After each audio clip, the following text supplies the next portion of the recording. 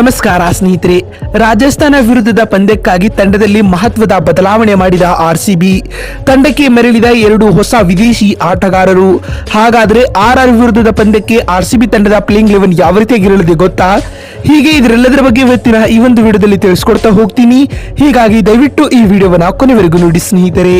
ಆದರೆ ಅದಕ್ಕಿಂತಲೂ ಮುನ್ನ ನೀವು ಕೂಡ ಆರ್ಸಿಬಿ ತಂಡದ ಅಪ್ಪಟ ಅಭಿಮಾನಿಗಳಾಗಿ ಈ ವಿಡಿಯೋವನ್ನ ನೋಡುತ್ತಿದ್ದರೆ ತಪ್ಪದೆ ಈ ಕೂಡಲೇ ಈ ವಿಡಿಯೋಗೊಂದು ಲೈಕ್ ಮಾಡಿ. ಹೌದು ಸ್ನೇಹಿತರೆ, ಟಾಟಾ ಐಪಿಎಲ್ 2024ರ ಟೂರ್ನಿಯಲ್ಲಿ ರಾಯಲ್ ಚಾಲೆಂಜರ್ಸ್ ಬೆಂಗಳೂರು ತಂಡವು ತನ್ನ 4ನೇ ಪಂದ್ಯವನ್ನ ರಾಜಸ್ಥಾನ ರಾಯಲ್ಸ್ ವಿರುದ್ಧ ಆಡಲಿದೆ. ಹೌದು, ಈಗಾಗಲೇ ಲಕ್ನೋ ವಿರುದ್ಧ ತನ್ನ ತವರು ಅಂಗಳದಲ್ಲಿ ನಡೆದ ಪಂದ್ಯವನ್ನ ಆರ್ಸಿಬಿ ತಂಡವು ಹೀನಾಯವಾಗಿ ಕಳೆದುಕೊಂಡಿತು. ಆದರೆ ಇದೀಗ ರಾಯಲ್ ಚಾಲೆಂಜರ್ಸ್ ಬೆಂಗಳೂರು ತಂಡವು ಟೂರ್ನಿಯಲ್ಲಿ ಬೌನ್ಸ್ ಬ್ಯಾಕ್ ಮಾಡಬೇಕಾಗಿದೆ. ಇದಕ್ಕಾಗಿ ಆರ್ಸಿಬಿ ತಂಡವು ತನ್ನ 4ನೇ ಪಂದ್ಯವನ್ನ ರಾಜಸ್ಥಾನ ರಾಯಲ್ಸ್ ವಿರುದ್ಧ ಆಡಲಿದೆ. ಅಂದಾಗೆ ಆರ್ಸಿಬಿ ಹಾಗೂ ಆರ್ಆರ್ ನಡುವಿನ ಈ ಪಂದ್ಯವು ಇದೇ ಏಪ್ರಿಲ್ 6ರಂದು ಅಂದರೆ ಬರುವ ಶನಿವಾರ ನಡೆಯಲಿದೆ ಸ್ನೇಹಿತರೆ. ಇನ್ನು ರಾಯಲ್ ಚಾಲೆಂಜರ್ಸ್ ಬೆಂಗಳೂರು ಹಾಗೂ ರಾಜಸ್ಥಾನ ರಾಯಲ್ಸ್ ನಡುವಿನ ಈ ಪಂದ್ಯವು ಜೈಪುರದ ಸವಾಯಿ ಮಾನ್ಸಿಂಗ್ ಅಂತಾರಾಷ್ಟ್ರೀಯ ಮೈದಾನದಲ್ಲಿ ನಡೆಯಲಿದೆ ಸ್ನೇಹಿತರೆ.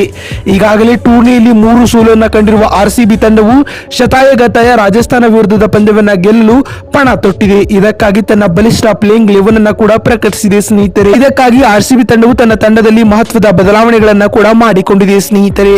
ಹೌದು, ಮೊದಲನೆಯದಾಗಿ ವಿಲ್ ಜಾಕ್ಸ್ ಅವರು ತಂಡಕ್ಕೆ ಎಂಟ್ರಿ ಕೊಡಲಿದ್ದಾರೆ. ಅಲ್ಲದೆ ವೇಗದ ಬೌಲರ್ ಡಿಪಾರ್ಟ್ಮೆಂಟ್ ನಲ್ಲಿ ವ್ಲಾಕಿ ಫರ್ಗ್ಯೂಸನ್ ಕೂಡ ಆರ್ಸಿಬಿ ತಂಡದ ಪ್ಲೇಯಿಂಗ್ 11 ನ ಭಾಗವಾಗಿರಲಿದ್ದಾರೆ ಬಂಧುಗಳೇ. ಈ 2 ಮಹತ್ವದ ಬದಲಾವಣೆಗಳೊಂದಿಗೆ ರಾಜಸ್ಥಾನ ರಾಯಲ್ಸ್ ವಿರುದ್ಧ ಆರ್ಸಿಬಿ ತಂಡವು ಕಣಕ್ಕಿಳಿಯಲಿದೆ. ಇನ್ನುಳಿದಂತೆ ರಾಜಸ್ಥಾನ ವಿರುದ್ಧದ ಪಂದ್ಯಕ್ಕೆ ಆರ್ಸಿಬಿ ತಂಡದ ಬಲಿಷ್ಠ ಪ್ಲೇಯಿಂಗ್ 11 ಯಾವ ರೀತಿಯಾಗಿರಲಿದೆ ಅಂತ ನೋಡ್ತಾ ಬರುವುದಾದ್ರೆ, ಆರಂಭಿಕರಾಗಿ ಫ್ಯಾಫ್ ಡುಪ್ಲೆಸಿಸ್ ಹಾಗೂ ವಿಲ್ ಜಾಕ್ಸ್ ಅವರು ತಂಡದ ಪರ ಇನ್ನಿಂಗ್ಸ್ ಆರಂಭಿಸಲಿದ್ದಾರೆ. ಇನ್ನು 3ನೇ ಕ್ರಮಾಂಕದಲ್ಲಿ ವಿರಾಟ್ ಕೊಹ್ಲಿ ಅವರು ತಂಡದ ಪರ ಬ್ಯಾಟ್ ಬೀಸಲಿದ್ದಾರೆ. ಅಂದಹಾಗೆ 4ನೇ ಕ್ರಮಾಂಕದಲ್ಲಿ ಕ್ಯಾಮರನ್ ಗ್ರೀನ್ ಅವರು ಬರಲಿದ್ದಾರೆ. ಇನ್ನು 5ನೇ ಕ್ರಮಾಂಕದಲ್ಲಿ ಸ್ಟಾರ್ ಆಲ್ರೌಂಡರ್ ಆಗಿರುವ ಗ್ಲೆನ್ ಮ್ಯಾಕ್ಸ್ವೆಲ್ ಕಾಣಿಸಿಕೊಳ್ಳಲಿದ್ದಾರೆ. ಇನ್ನು 6ನೇ ಕ್ರಮಾಂಕದಲ್ಲಿ ವಿಕೆಟ್ ಕೀಪರ್ ಕಮ್ ಬ್ಯಾಟ್ಸ್ಮನ್ ಆಗಿ ದಿನೇಶ್ ಕಾರ್ತಿಕ್ ಬರಲಿದ್ದಾರೆ ಸ್ನೇಹಿತರೆ. ಅಂದಹಾಗೆ 7ನೇ ಕ್ರಮಾಂಕದಲ್ಲಿ ಅನುಜ್ ರಾವತ್ ರವರು ಆರ್ಸಿಬಿ ತಂಡದ ಪ್ಲೇಯಿಂಗ್ 11 ನ ಭಾಗವಾಗಿರಲಿದ್ದಾರೆ.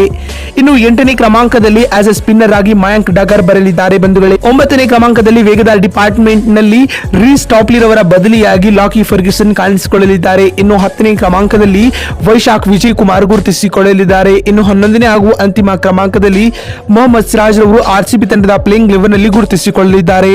ನೋಡಿದ್ರಲ್ಲ ಬಂಧುಗಳೇ, ರಾಯಲ್ ಚಾಲೆಂಜರ್ಸ್ ಬೆಂಗಳೂರು ಹಾಗೂ ರಾಜಸ್ಥಾನ ರಾಯಲ್ಸ್ ನಡುವಿನ ಪಂದ್ಯದ ಪ್ಲೇಯಿಂಗ್ 11 ಯಾವ ರೀತಿಯಾಗಿರಲಿದೆ ಅಂತ ತಿಳಿಸಿಕೊಡುವ ನಮ್ಮ ಈ ಪ್ರಯತ್ನ ನಿಮಗೆ ಇಷ್ಟವಾಗಿದ್ದಲ್ಲಿ ತಪ್ಪದೇ ಈ ಕೂಡಲೇ ಈ ವಿಡಿಯೋಗೊಂದು ಲೈಕ್ ಮಾಡಿ. ಅದೇ ರೀತಿ ಬಂಧುಗಳೇ, ನಿಮ್ಮ ಪ್ರಕಾರ ಆರ್ಸಿಬಿ ಹಾಗೂ ಆರ್ಆರ್ ನಡುವಿನ ಈ ಪಂದ್ಯವನ್ನ ಯಾರು ಗೆಲ್ಲಬಹುದು ಎನ್ನುವ ನಿಮ್ಮ ಅನಿಸಿಕೆ ಹಾಗೂ ಅಭಿಪ್ರಾಯಗಳನ್ನ ಕಾಮೆಂಟ್ ಮಾಡುವ ಮೂಲಕ ತಪ್ಪದೇ ತಿಳಿಸಿ. ವಿಡಿಯೋವನ್ನ ಇಲ್ಲಿವರೆಗೂ ನೋಡಿದ್ದಕ್ಕಾಗಿ ಧನ್ಯವಾದಗಳು. ಮತ್ತೊಂದು ವಿಡಿಯೋದಲ್ಲಿ ಸಿಗ್ತೀನಿ. ಅಲ್ಲಿವರೆಗೂ ನಮಸ್ಕಾರ, ಧನ್ಯವಾದಗಳು ಸ್ನೇಹಿತರೆ.